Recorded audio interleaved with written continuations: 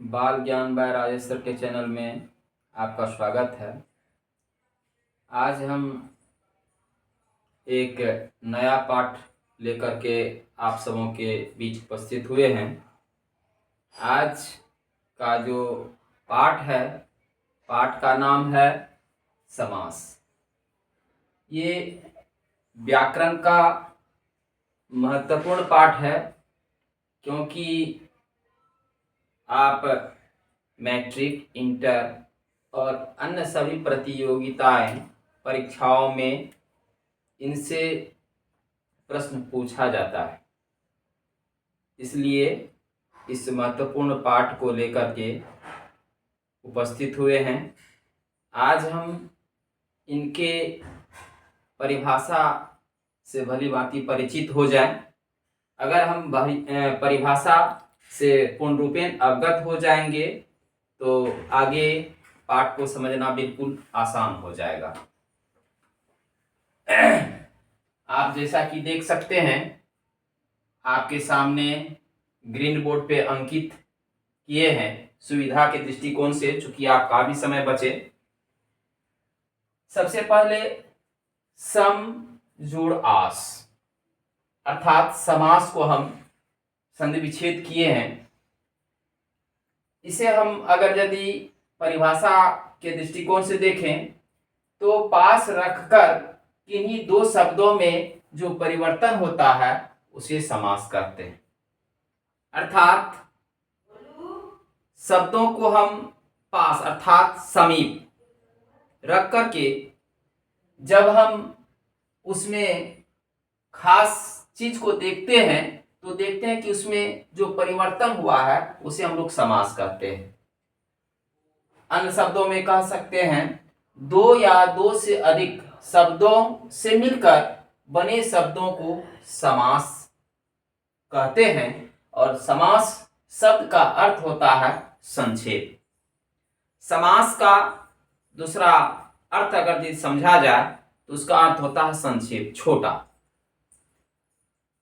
आगे बढ़ते हैं। शब्दों के संक्षिप्तीकरण को समास कहते हैं। शब्दों का जो बड़ा रूप है उसे जब हम लोग संक्षिप्त करते हैं तो उसे हम लोग समास कहते हैं।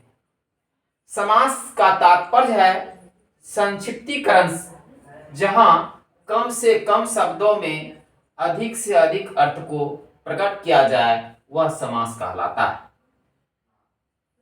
हम सभी शब्दों को लिखते हैं और शब्द की सुंदरता हो, जिससे कि हम लोग उस वाक्य में निखार आ जाए, तो कुछ खास खास स्थान में हम लोग समास का प्रयोग करते हैं, जिससे कि वह कम ही शब्दों में हमें उनका जो विस्तृत अर्थ है वह भली भांति समझ में आ जाता है। जैसे हम लोग जानते हैं संधि, आगे आपको इसमें मदद आएगा। संधि दो या दो वर्णों के मेल से बने होते हैं और उनके विकार को हम लोग संधि कहते हैं। जैसे अ जोड़ आ बराबर आ, यानी कि संधि में हम दो वर्ण को आपस में जोड़ते हैं तो उसे हम लोग संधि बोलते हैं। लेकिन आगे बढ़ते हैं, इसमें दो वर्णों की बात होती है पर समास में दो शब्दों की बात होती है। ध्यान देंगे, हमने लिखा है इसमें दो वर्णों की बात होती, किसमें? संधि में, पर समास में दो शब्दों की बात होती है।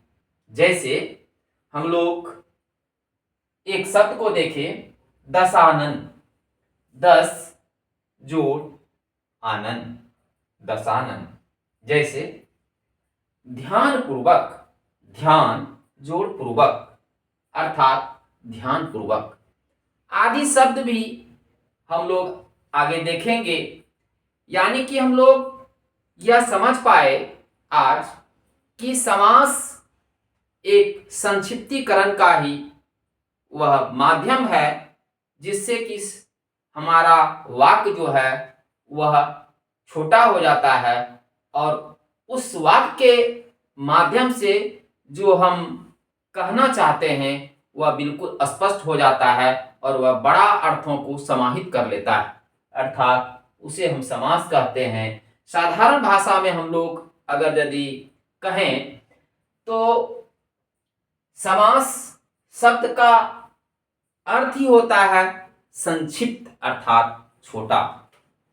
आगे हम समास के भेदों के ऊपर बात करेंगे और भेदों को क्रमवार हम लोग उनकी परिभाषा को जानेंगे। पुनः हम लोग किस प्रकार से पहचान पाएंगे कि ये कौन सा समास है और आगे हम लोग भली भांति से समझ पाएंगे और सभी प्रतियोगिताएं परीक्षाएं में हम लोग अधिक से अधिक अंक अर्जित कर सकते हैं। धन्यवाद।